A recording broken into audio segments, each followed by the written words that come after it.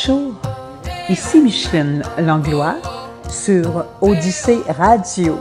Trop longtemps tu as cru que tout était perdu. Un verre à la main, triste jusqu'au matin. Bien le bonjour, aujourd'hui on va à la rencontre d'une grande artiste québécoise que nous aimons beaucoup sur Odyssée. Nous accueillons pour notre plus grand plaisir Micheline Langlois. Bienvenue à toi sur Odyssée Radio, Micheline. Ah, bonjour et bon matin pour moi au Québec et bon après-midi pour vous en Europe. Alors, ça me fait plaisir de participer à ton émission, vraiment. Alors, avec toutes les personnes que j'ai pu interviewer, je commence toujours par la même question. Comment t'est venu le goût de la musique et du chant? Ma mère m'a initiée vraiment à la musique parce que ma mère elle chantait et elle affectionnait la guitare.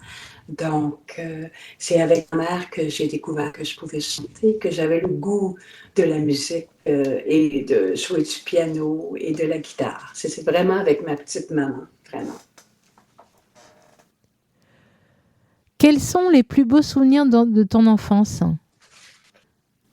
Les plus beaux souvenirs de mon enfance sont sûrement avec mon papa. Parce que mon papa m'a fait participer à des cours de chant, des concours de chant et de danse. Et puis, mon papa m'a souvent fait participer avec lui à son travail, car au Québec, il entretenait des routes. Et puis, souvent, il m'emmenait avec lui, puis je participais, j'étais dans le camion avec lui. Puis ça, c'est des beaux souvenirs pour moi. Des souvenirs que je ne peux jamais oublier. Et d'ailleurs, à son décès, 7 ans passés, tout de suite après son décès, on lui a parlé. Et puis, c'est ce que j'ai souligné à mon père. Je le remerciais de tout ce qu'il m'avait fait vivre. C'était important pour moi. Alors, je crois que c'est les plus beaux souvenirs. Quand as-tu écrit tes premières musiques et tes premières paroles? Les premières musiques, ça a été beaucoup plus tard. Tandis que les paroles, j'adorais le français. J'adorais la grand-mère. Et donc, à l'école, quand j'étais au secondaire, j'écrivais beaucoup de compositions, des poèmes d'amour. Et puis, c'est comme ça que j'ai commencé. Par contre, pour la première musique que j'ai composée, c'est vraiment avec ma chanson Les Oiseaux Blancs. Les Oiseaux Blancs, c'est la première musique que j'ai faite. C'est ma première composition, dans le fond, musicalement. Par contre, j'avais déjà écrit beaucoup de paroles. C'était ma force de la grand-mère. Ton premier titre s'appelait comment? Mon premier titre s'appelait Les Enfants de la Vallée de l'Or. Et c'était mes paroles. Et puis la musique venait de M. Marcel Saint-Laurent avec le groupe Echo Country avec qui je jouais à l'époque. Quelles sont tes influences musicales? Ah, mes influences musicales viennent de l'Europe, comme Nana Mouskouri, Dalida, Vicky Leandros. C'était mes 3 chanteuses favorites. Et quand j'étais jeune, je chantais leurs chansons. J'aimais leur accent, j'aimais leur prestance, j'aimais la classe que ces chanteuses-là dégageaient sur scène. Donc, j'ai beaucoup, je vais dire un mot qui est peut-être québécois, mais beaucoup copié. Et ça ne me gêne pas de le dire du tout. J'ai copié leurs gestes, un peu la voix, à certaines occasions, à certains moments. J'ai regardé la manière qu'ils se tenaient. Et dans le fond, c'était mes 3 professeurs de chant et de tenue, dans le fond, parce que j'ai appris avec elles, oui. C'était mes influences musicales. On va aller dans l'année 1984 où tu fusionnes ta voix avec le talent de Claudette ainsi que Marcel Saint-Laurent, comme tu nous le disais, avec le groupe l'Echo Country, comme tu venais aussi de nous le dire. Peux-tu nous raconter ce que tu as pu vivre durant ces 2 années? Ah, c'était merveilleux. Moi, je viens du Québec et dans une région éloignée dans le nord du Québec qui s'appelle l'Abitibi. Et un petit peu plus haut que l'Abitibi, dans le nord encore, c'est le territoire de la baie James, Longava. Donc, à cette époque-là, je demeurais là, dans Longava Bay James. Et puis, j'ai connu ce couple qui était marié ensemble et ils faisaient de la musique. Et on a formé ce groupe, l'Eco Country, et je peux vous dire que c'était comme mon papa et ma maman. Ils m'ont donné tellement d'amour et de bonheur. J'ai eu des joies à chanter avec eux. J'ai eu des peines, comme tout le monde. On a des moments qui sont heureux, des moments plus malheureux, mais je pense que je retiens seulement que le bonheur que j'ai vécu avec eux. On s'est laissé dans les années 88 parce que j'ai choisi autre chose. On fait des choix dans la vie et j'ai choisi autre chose. Par contre, eux, ils ont continué à chanter et c'est un peu comme ça dans les débuts que j'ai commencé à faire du spectacle. C'est un peu dans ces moments-là où j'ai commencé vraiment à dire, moi, je veux faire des choses avec ma voix, je veux faire des albums, je veux écrire, je veux continuer. Et puis, c'est sûr que j'avais 3 enfants, que j'ai toujours d'ailleurs, et puis, avec les 3 enfants, c'était un petit peu plus difficile de concilier la musique et la vie familiale. Mais j'ai souvent choisi mes enfants. Ça a été mon parcours avec l'Eco Country.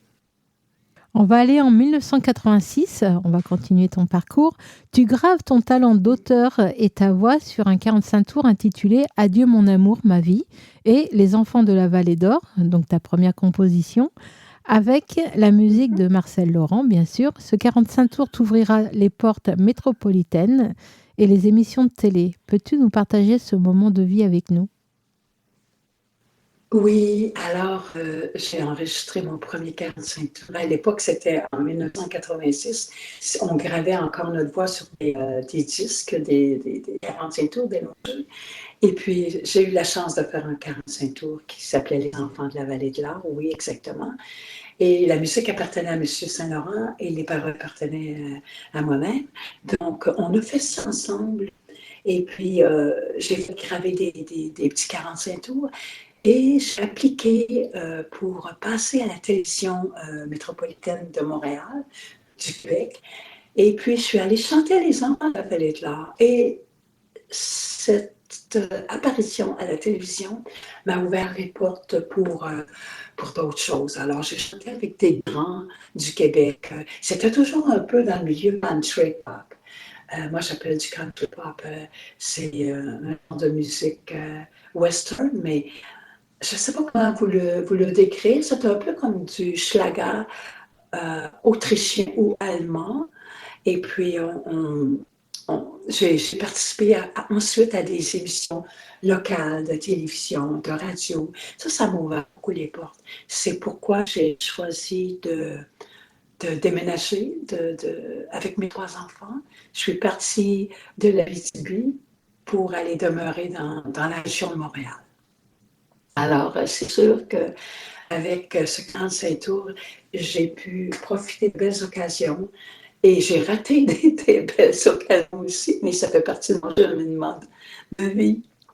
On va continuer vers l'année 1990, ton premier album, Celle qui chante, incluant un succès, Les Oiseaux Blancs, qui a été repris maintes et maintes fois par divers artistes. Comment as-tu vécu ce succès?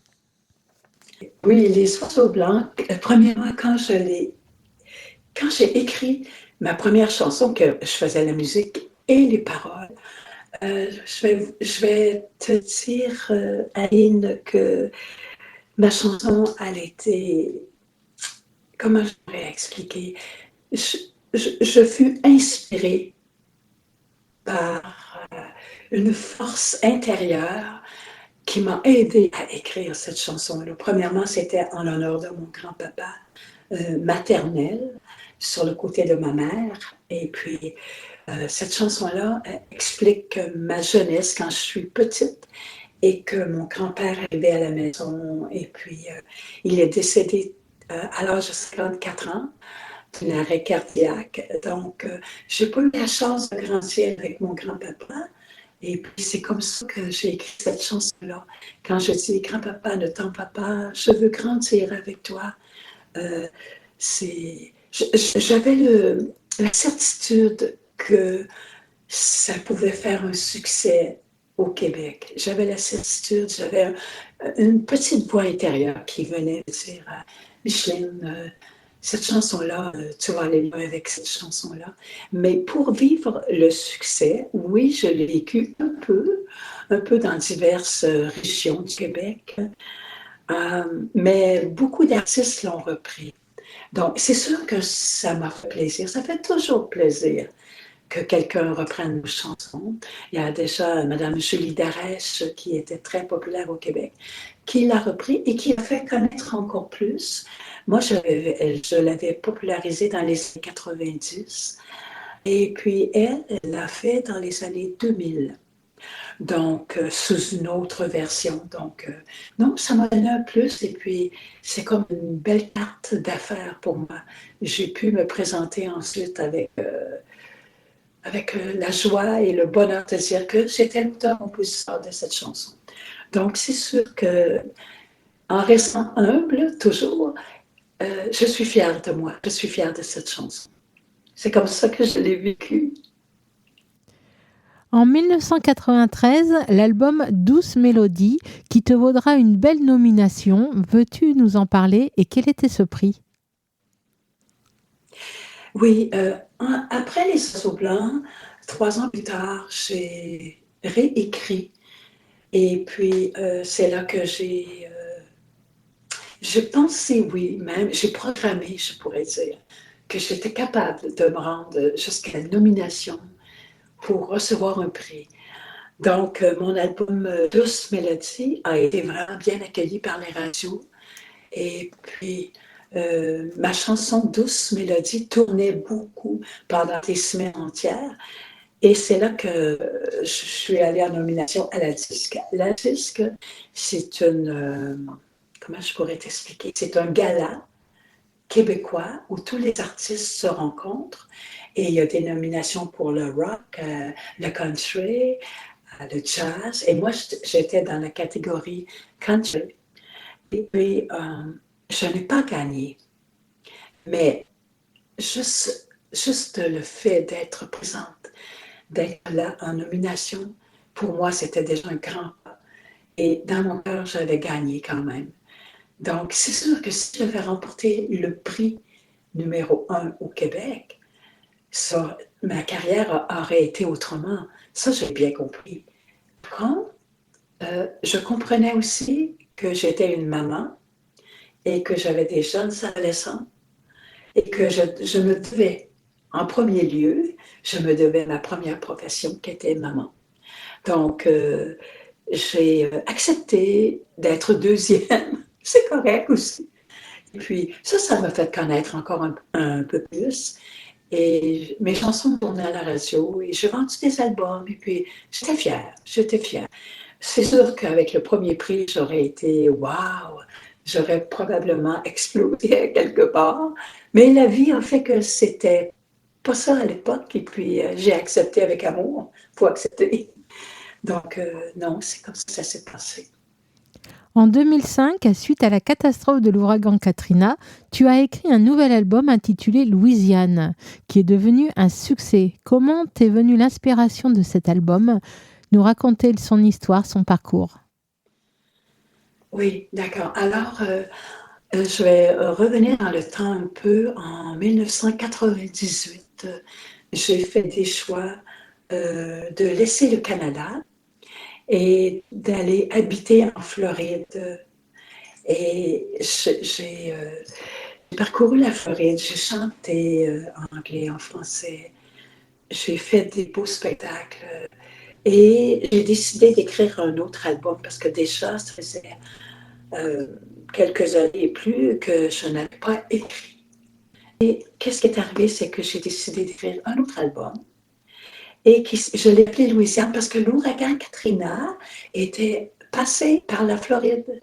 Et j'avais vécu cet ouragan à l'époque parce que je demeurais toujours en Floride.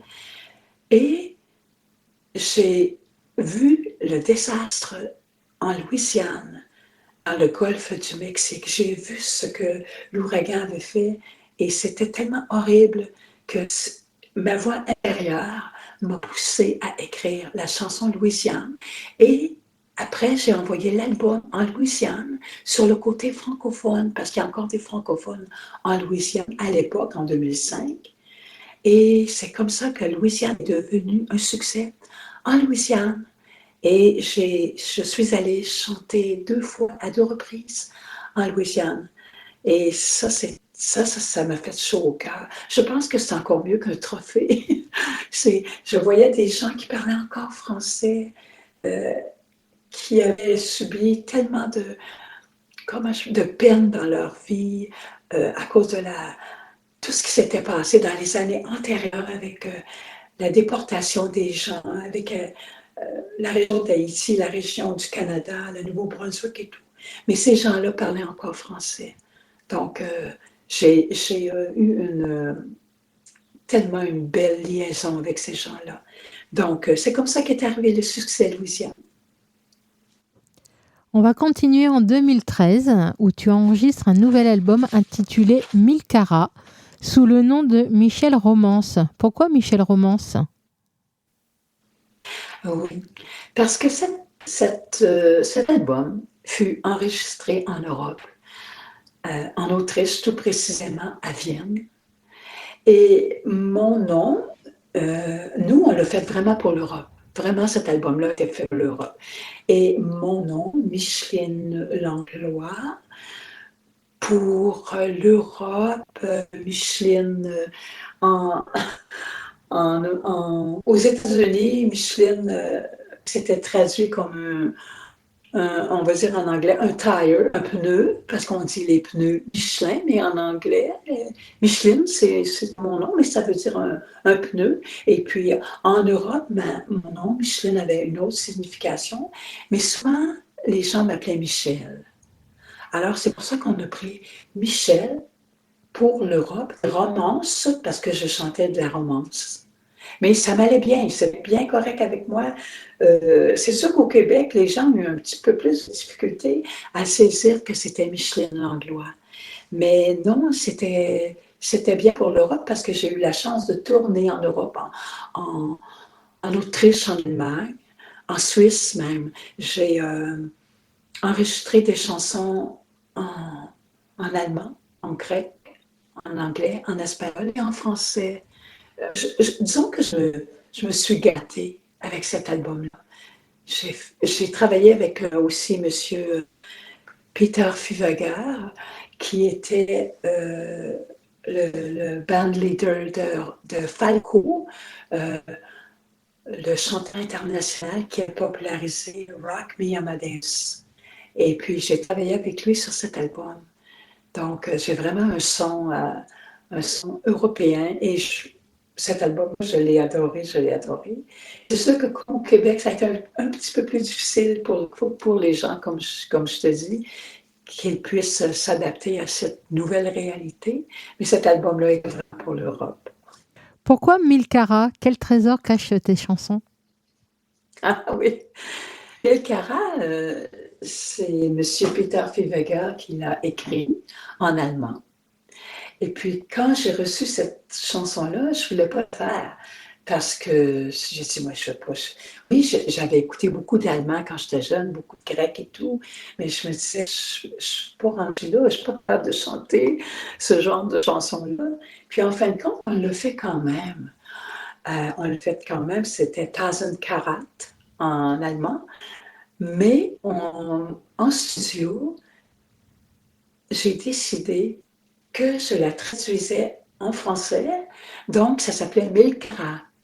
Et ma fille, qui est en Europe, en Autriche, à Vienne, m'a aidée à composer cette chanson-là qui parle d'une femme qui est comme un bijou mille carats et que c'est impossible d'en retrouver une comme elle.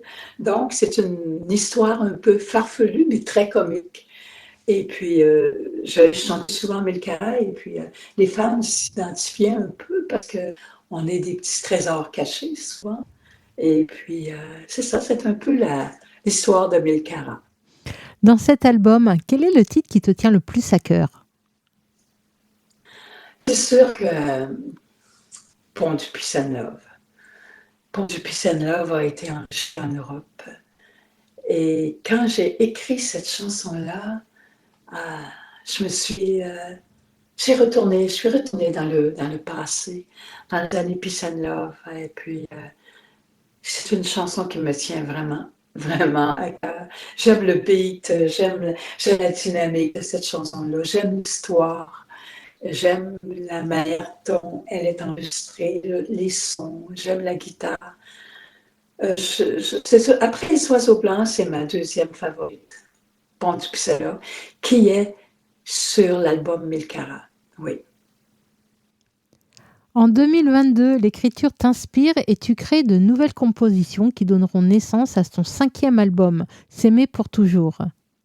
La première partie de cet album, Country Pop, réalisé par l'auteur-compositeur-musicien Jonathan Gaudin. Comment est née cette collaboration? Mm-hmm. Et en 2022, j'ai décidé de sortir mes chansons du tiroir et de continuer ma carrière. Donc, oui, Jonathan Gaudin est un auteur-compositeur québécois dans le milieu country pop. Et puis, il fait des chansons, de superbes chansons, des chansons merveilleuses. Et c'est un musicien aussi hors pair. Donc, j'ai contacté M. Gaudin. Et tout de suite, il m'a reçu, puis on a commencé à regarder pour faire l'album. J'ai enregistré avec lui 5 ou 6 chansons, parce qu'il y a une chanson, pas S'aimer pour toujours, mais Tu es mon seul amour, qui venait de l'Europe, et on a mixé avec M. Godin. Mais Jonathan a vraiment, vraiment aidé pour cet album. On a repris des chansons. J'ai osé remettre Pont du Peace and Love afin que les Québécois, que les Canadiens découvrent cette chanson, parce qu'avec Michel Romance, c'était pour l'Europe surtout. Donc, les gens ont découvert Pont du Peace and Love. Ils ont découvert la deuxième version de Les Oiseaux Blancs. J'ai écrit une chanson avec Jonathan Gaudin qui s'appelle S'aimer pour toujours, qui est le titre de l'album. Et S'aimer pour toujours, elle est enregistrée vraiment en direct. Et elle est sur l'album. C'est une chanson qui parle d'amour. Et c'est une chanson qui parle de tout ce qui se passe aujourd'hui dans le monde. Et dans cette chanson, je demande, on devrait se pardonner, on devrait s'aimer, on devrait comme ouvrir nos horizons et juste avoir de l'amour et de la paix dans le cœur. Alors, c'est un cri d'amour que je lance avec S'aimer pour toujours. Et cet album-là, bien, m'a encore ouvert des portes pour faire des concerts, pour rencontrer des gens qui m'ont écrit. J'ai vécu des belles choses, puis j'en vis encore avec cet album-là. Oui. Donc, tu as une autre collaboration, donc la seconde partie. Donc, tu as été à Vienne, en Autriche. Comment s'est passée cette collaboration? Pour la deuxième partie de l'album, j'avais déjà rencontré Peter Feveger dans les années antérieures. Donc, les chansons étaient déjà enregistrées. Alors, on a seulement pris les trames musicales avec ma voix et on a remis sur l'album S'aimer pour toujours. Alors, les gens peuvent avoir la première partie, on a réalisé ça comme si c'était un 33 tours. On a dit, OK, on fait la face A et on fait la face B, mais c'est sur un album CD, comme on dit ici. Et puis, la première partie, face A, c'est ce que j'ai réalisé au Québec avec Jonathan Gaudin. Et la deuxième partie, qui s'appelait partie B, est la réalisation que j'ai faite en Autriche avec ma fille et M. Peter Feveger. Alors, c'est comme ça qu'on a réussi à jumeler les deux. On a mis Michel Romance sur un côté et Micheline Langlois sur le premier côté face A. et face B, Michel Rance. Donc, les gens ont pu découvrir un peu plus mes chansons que j'avais fait pour l'Europe. C'est comme ça que ça s'est passé. As-tu des souvenirs studio à partager avec nous? Ah, mon Dieu, oui. C'est sûr qu'en studio, moi, c'est la partie la plus difficile pour moi. C'est une partie où, je ne sais pas pourquoi je suis comme ça, je deviens plus nerveuse. Donc, j'ai besoin d'installer des photos devant moi. Pardon, soit les photos de mes enfants, les photos de mes parents, mes grands-parents. J'ai besoin d'avoir des repères et regarder et me concentrer beaucoup, beaucoup sur ma force intérieure. J'ai besoin d'être en accord spirituel. Donc, ça, c'est des choses qui viennent me chercher beaucoup, beaucoup. C'est des moments d'amour, de tendresse que je vis avec moi-même. Et puis, pour le côté plutôt humoristique, je pourrais dire, eh bien, ça fait arrivé souvent à l'époque d'enregistrer et il y avait des petites machines, des boîtes par terre et que je pesais sur la boîte et j'arrêtais tout. Là. Il n'y avait plus de musique, il n'y avait plus de son. Et puis, je n'avais même pas eu connaissance que j'avais fait ces choses-là parce qu'on est concentré en studio, puis on veut réussir la première fois, puis ça ne marche pas toujours la première fois. Et j'ai eu des surprises aussi. Mes proches m'envoyaient des fleurs ou me téléphonaient juste avant. J'ai eu beaucoup, beaucoup d'amour, beaucoup de beaux souvenirs d'amour. Des gens qui étaient près de moi, qui m'aidaient dans mes chansons, à savoir comment chanter. Parce que quand on écrit la chanson, paroles et musique, on la chante à notre manière. En tout cas, moi c'est ce que je fais. Je la chante à ma manière et après, je peux la faire entendre à certaines personnes qui vont me dire, qui ont des connaissances musicales, qui vont me dire, bien, ce côté-là, fais ça plus doucement. Alors, il y avait des gens avec moi en studio qui m'aidaient beaucoup. Alors, j'ai plein de beaux souvenirs. J'ai plein de belles rencontres aussi. Vraiment. Sur Odyssée, on a pu découvrir Pont du Peace and Love, Que de larmes dans un regard, et on a pu aussi découvrir Vivre ma vie. Que peux-tu nous dire de ces titres? Oui, vivre ma vie, c'est vraiment moi, là. C'est vraiment, je veux vivre ma vie, je veux la vivre à l'infini. J'explique que j'ai des ailes comme un oiseau, puis je veux la liberté. Je veux vivre ma vie et ne rien regretter, vivre sans avoir peur, et puis laisser parler son cœur.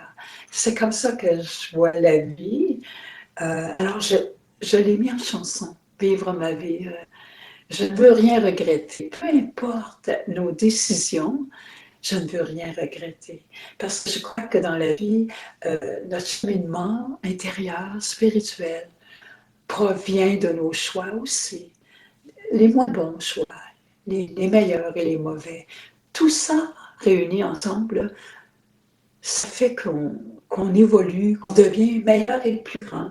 Donc, vivre ma vie, c'est un peu mon histoire et l'histoire de plein de gens. Je sais qu'il y a plein de gens qui vivent des choses comme ça. Ensuite, que de larmes dans un regard.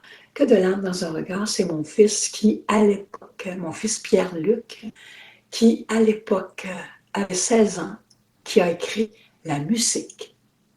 Alors, mon fils est très, très talentueux musicalement et il a écrit la musique de Que de larmes dans un regard. Et de mon côté, j'ai écrit les paroles. Et puis, ça décrit un peu les gens qui vivent dans la pauvreté, dans le tiers-monde ou dans le désert, qui n'ont pas d'eau et puis que nous, on n'apprécie pas toujours nos belles choses que l'on a. Et eux, ils ne demandent rien. Ils demandent juste la paix dans le monde et un peu de pain. Alors, c'est comme ça que j'ai écrit Que de larmes dans un regard avec mon fils Pierre-Luc. Puis, Pont du Peace and Love, bien, c'est comme je vous expliquais tantôt. Pont du Peace and Love, c'est une de mes chansons favorites après Les Oiseaux Blancs. Puis, je me suis remise dans la peau quand j'avais 15 ans. Alors, où on croit en l'amour éternel et que oui, ça existe, c'est sûr. Et puis, qu'on avait le bandeau et dans les cheveux et que c'était merveilleux cette époque-là. Alors, c'est un peu l'explication de mes 3 chansons. Peux-tu nous raconter ton actualité? Présentement, Oui. présentement, je viens tout juste d'enregistrer une chanson qui me tenait beaucoup à cœur depuis ma tendre jeunesse. Et c'est un cover de Mme Françoise Hardy. C'est Françoise Hardy qui avait popularisé cette chanson-là qui s'appelle La maison où j'ai grandi. Et je l'ai fait en collaboration avec Jonathan Godin. Et oui, j'ai osé la reprendre parce qu'écoute, Françoise Hardy la chante à merveille. Et cette chanson-là, elle avait été écrite la première fois, c'est dommage que je n'ai pas un nom avant moi, là, mais c'est un chanteur portugais ou espagnol qui avait co-écrit avec des auteurs cette chanson-là. Et Mme Françoise Hardy l'a reprise en français. Et les paroles étaient de Eddie Marnay. Donc, présentement, c'est cette chanson-là qui est lancée au Québec et sur les plateformes numériques, la maison où j'ai grandi. Mais je suis allée en Europe en octobre passé et j'ai enregistré avec Peter Fevagar et ma fille Caroline, qui est dans le milieu musical aussi. J'ai enregistré une chanson de M. Peter Fevagar. Une chanson qui est déjà chantée en allemand par ma fille Caroline. Ça s'appelle toujours Die Sonne. Et puis, ça veut dire le soleil. Et moi, après avoir entendu la chanson, j'ai dit à ma fille, c'est tellement beau, j'aimerais ça écrire en français des paroles et qu'on puisse un jour le graver pour que les gens l'entendent en français. Et suite à une émission de télévision que j'ai écoutée au Canada, c'est une actrice québécoise qui parlait de son fils qui était devenu itinérant et qu'elle avait tout fait pour l'aider. Tout. Ça m'a tellement pris au cœur, ça m'a tellement, ça m'a attaqué dans mon cœur, dans mon âme. J'ai décidé d'écrire une chanson pour elle, pour lui, en même temps, parce que c'est son fils. Et ça s'appelle Entre ciel et terre. Et je parle d'un itinérant. Et puis, moi et Caroline, ma fille, quand je suis allée en Europe en octobre passé, on a mis notre voix, nos 2 voix, on a fait un duo pour cette chanson-là. Donc, elle devrait sortir sur les plateformes numériques en avril prochain, fin avril environ. Donc, c'est mes projets pour le moment. J'ai d'autres projets aussi. J'écris encore de la musique, je veux encore faire des chansons. Je veux aussi probablement faire un album complet avec des chansons de Dalida. Je veux faire des reprises de mes idoles, de Vicky Léon-Rose, comme L'amour est bleu, de Nana Mouskouri et de Marie Laforêt, de Françoise Hardy aussi. Donc, c'est un projet qui me tient à cœur encore et puis probablement que je vais le réaliser. Je te le Oui. souhaite. Je dis souvent, oui, je dis souvent, si Dieu le veut, mais Dieu va vouloir parce que je le veux. Donc, tout va aller dans le sens de la réussite et de tout se fait par amour. C'est ce que je dis souvent. Si on ne fait rien par amour, si on n'a pas le feeling intérieur, je crois que nos choses ne peuvent pas trop s'élaborer et réussir. Moi, je ne veux pas devenir populaire, là. C'est pas ça que je veux. Je l'ai déjà voulu, mais aujourd'hui, non. Aujourd'hui, ce que je veux le plus, c'est réussir ma vie de femme, ma vie intérieure, et ensuite ma vie familiale, c'est sûr, avec mes amours, mes 3 enfants, Caroline, Karina et Pierre-Luc. Et je veux continuer à faire ce que j'aime, chanter, écrire. À certains niveaux, je ne désire plus la célébrité comme avant. Je veux juste aimer ce que je fais dans le moment présent. Et c'est ça que je pense que c'est ma réussite intérieure. Je vais terminer l'interview de la même façon que je fais d'habitude en te demandant quel message souhaites-tu passer aux auditeurs et auditrices qui nous écoutent aujourd'hui? C'est sûr que moi, j'en veux plein d'amour. Et c'est des messages d'amour, des messages de paix. Comme j'ai dit tantôt, il faut absolument faire ce que l'on aime. Si on n'est pas heureux dans une voie, on change. Je sais que c'est difficile de changer, je sais, je l'ai fait souvent, puis c'est tellement difficile, mais ça nous ouvre les portes pour autre chose de merveilleux. Si on reste toujours à la même endroit, eh bien, on avance moins. Je ne veux pas dire qu'on n'avance pas, là, mais on avance moins vite. Je pense que le plus important, c'est notre vie intérieure. C'est s'aimer soi-même aussi, s'aimer, se respecter, s'ouvrir à tout ce qui peut être merveilleux dans ce monde. Même si quelquefois, même si souvent, c'est rempli de tristesse ou d'affrosité dans ce monde. Mais c'est pour ça que j'ai écrit « S'aimer pour toujours ». S'aimer pour toujours, c'est on n'en veut plus de guerre, on veut juste la paix dans le monde. Et avec mes chansons, c'est ça que je veux, rejoindre les gens. C'est pas la popularité que je recherche, je veux rejoindre les gens, lancer des messages d'amour et leur donner de l'amour. Alors puis en même temps, je veux les remercier parce qu'ils écoutent mes chansons. Et il y en a, je reçois beaucoup de messages de l'Europe aussi. Puis il y a des gens qui me disent « Ah, Madame Langlois, on vous aime. Ah, ça me réchauffe le cœur. » Je suis capable de leur répondre parce que j'ai le temps. J'ai le temps. Moi, je ne suis pas partie d'une grosse boîte qui me dirige. Je suis libre. Il n'y a rien de plus beau que la liberté.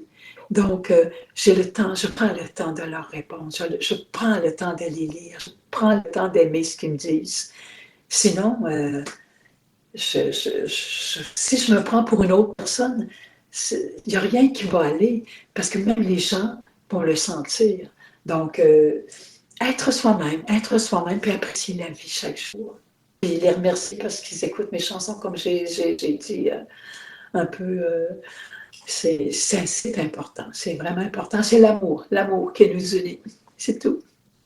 Odyssée Radio, en tout cas, te remercie de ta gentillesse, de ta bonne humeur, pour ce moment passé avec toi, et je te remercie énormément et je te dis à très très bientôt sur les ondes d'Odyssée.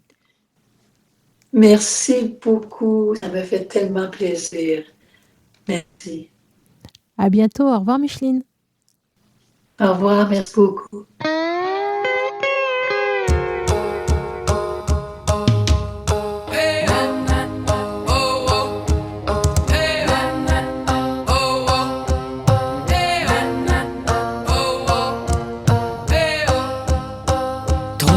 Tu as cru que tout était perdu.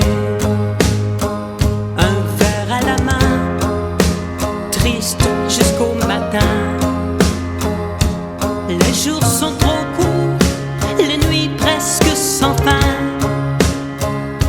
Le temps s'est arrêté, mais que sera demain? Tu as donné ta vie sans l'avoir vécue, aux amours sans espoir et à des inconnus. Ton cœur est tremblant aux yeux des passants, sous l'ombre et sous le vent, tu t'endors dans ton lit. Tu es si loin de tout, si loin de nous, entre ciel et terre. Laisse-moi te dire, comme un soldat qui ne revient pas, après la guerre et tous les combats, entre ciel et terre tu es mon frère. Reviens, nous n'attendons que toi. Et l'hiver a blanchi le creux de tes mains, sans adresse et sans nom, tu connais tous les chemins.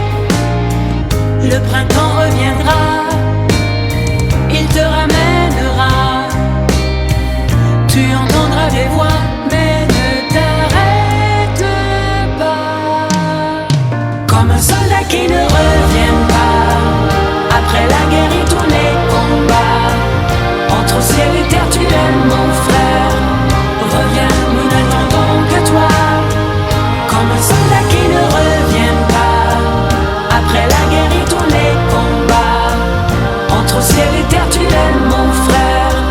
Reviens, nous n'attendons que toi.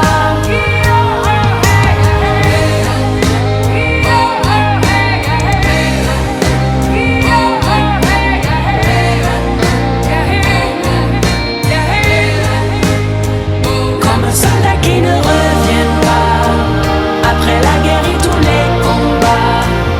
Entre ciel et terre, tu es mon